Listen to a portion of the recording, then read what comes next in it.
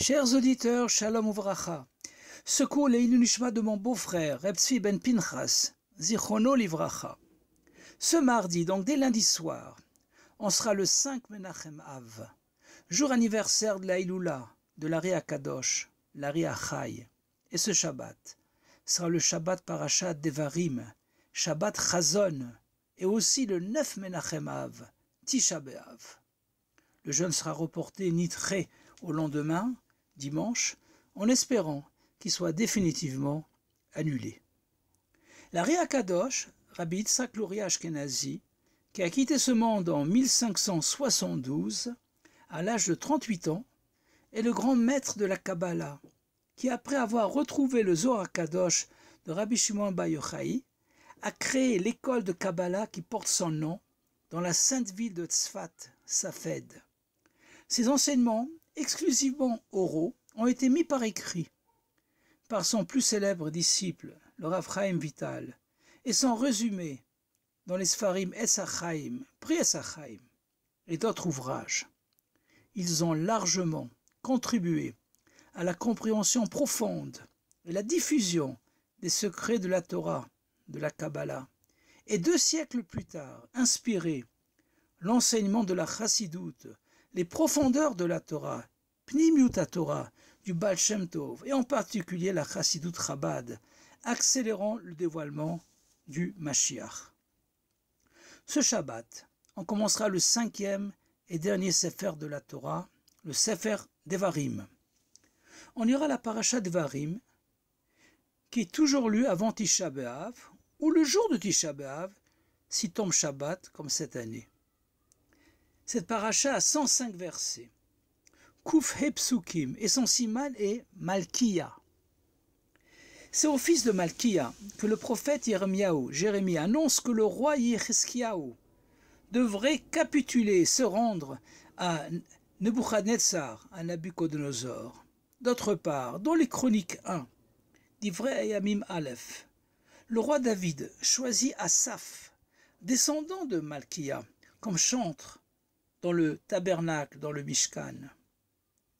Donc le nom Malkiya évoque à la fois un message de destruction et aussi de chant de réjouissance.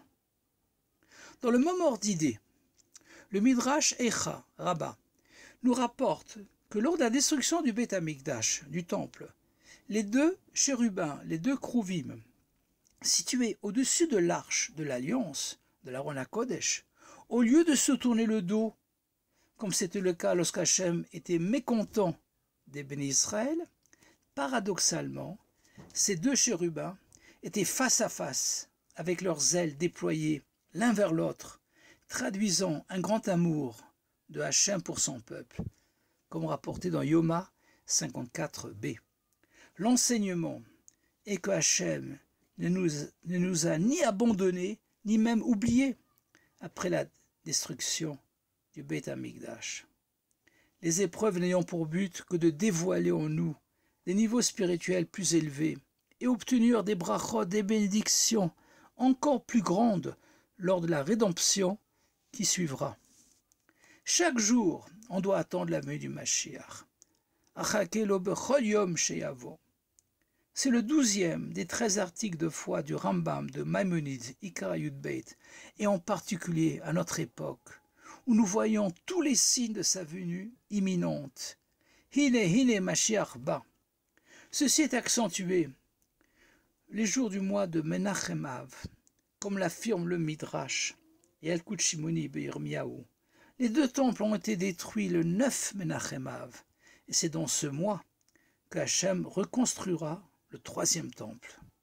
C'est d'ailleurs pourquoi ce mois est appelé Menachem Av, car il sera transformé par la consolation de la Géoula, de la délivrance. Plus précisément, le jour de Tisha B'Av est tout à fait propice pour la venue du Mashiach.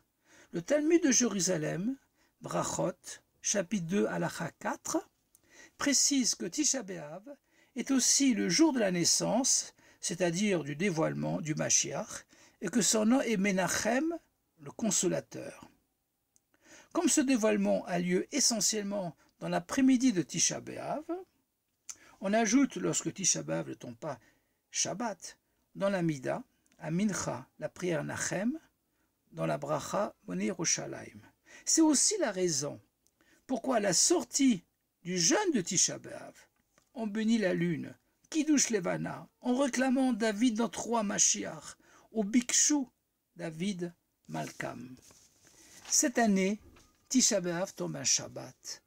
Or, il n'y a pas de deuil d'Avelut le Shabbat, car le Shabbat est un avant-goût de l'ère messianique, du monde futur, mais Ein Olam Haba.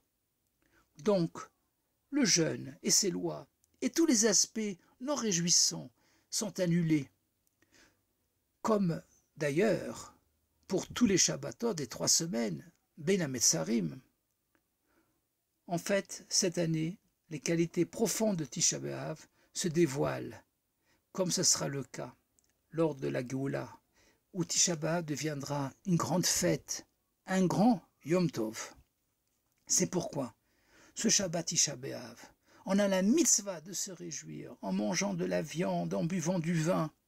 Le Onek Shabbat, le délice de ce Shabbat, étant beaucoup plus grand que les autres Shabbatot de l'année, et en particulier la Souda Mafseket, le dernier repas avant le jeûne, constitué habituellement d'un œuf dur avec un peu de cendre consommé assis comme des endeuillés.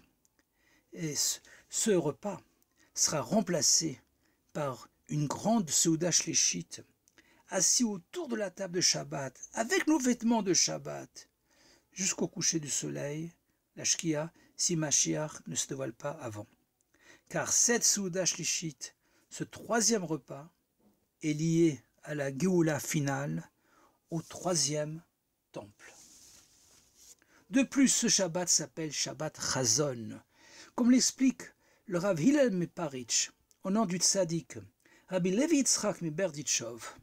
Chazon vient du mot machazé, une vision, car ce Shabbat, on fait voir à chacun, au moins à notre Neshama, le futur temple de loin. Marine l'école Echad ve'Echad Amigdash de l'Atid Merachok. Et il illustre ceci avec l'exemple d'un père qui a fait coudre un vêtement précieux pour son jeune fils, mais ce dernier l'a déchiré. Le père lui a préparé un 2e beau vêtement, mais l'enfant l'a encore déchiré. Alors, le père lui prépare un 3e vêtement, encore plus beau que les 2 précédents, mais au lieu de le lui remettre, il permet à son fils de le contempler de temps en temps et de loin, en lui disant que lorsqu'il grandira et se conduira comme il se doit, il pourra le revêtir. On a compris le parallèle. Le 1er vêtement correspond au 1er temple, détruit à cause de l'idolâtrie à Vodazara. Le 2e vêtement correspond au 2e temple, détruit à cause de la haine gratuite, la sinatrinam entre les Juifs, et ceux-ci, bien qu'ils pratiquaient les mitzvot. Le 3e vêtement, c'est le 3e temple. Hachem attend qu'on s'améliore pour nous le confier, et en attendant, on peut l'apercevoir Shabbat Chazon. D'autre part, comme on l'a dit, la paracha Dvarim a 105 versets. Et 105 s'écrit Kouf-He. Kouf, qui a pour valeur numérique 100, représente la perfection spirituelle, 100%, Me'achuz, dans la sainteté, dans la Gdusha. Et He, qui a pour valeur numérique 5, représente les 5 niveaux de la Neshama, de l'âme. Nefesh, l'action, Maaseh. Ruach, les sentiments, Midot. Neshama, l'intellect. Gimel Mochin. Chaya, le don de soi, le Mesirut Nefesh. Yechida, l'étincelle, la Netzitza de Mashiach en nous. C'est cette perfection dans les 5 niveaux de la Neshama qui permettra que ce Shabbat Chazon soit le Shabbat où l'on pourra voir concrètement et pas uniquement en vision le 3e temple sur le Har HaBayit, sur le mont du temple, avec le dévoilement du Rabbi Melech HaMashiach, Techef ou Miyad Mamash. Alors on verra avec nos yeux de façon dévoilée Malkiya, mot composé de deux mots, Melech et Yudke. Que Yudke est Melech, que Hachem est le roi de l'univers. Vaya Hachem le Melech al kol haaretz. Yechi Adonenu Moreinu v'Rabbeinu Melech HaMashiach Olam Vaed. Shabbat Shalom, Akut et Shabbos, et que l'on se retrouve tous dans le troisième Beit HaMikdash. Mashiach.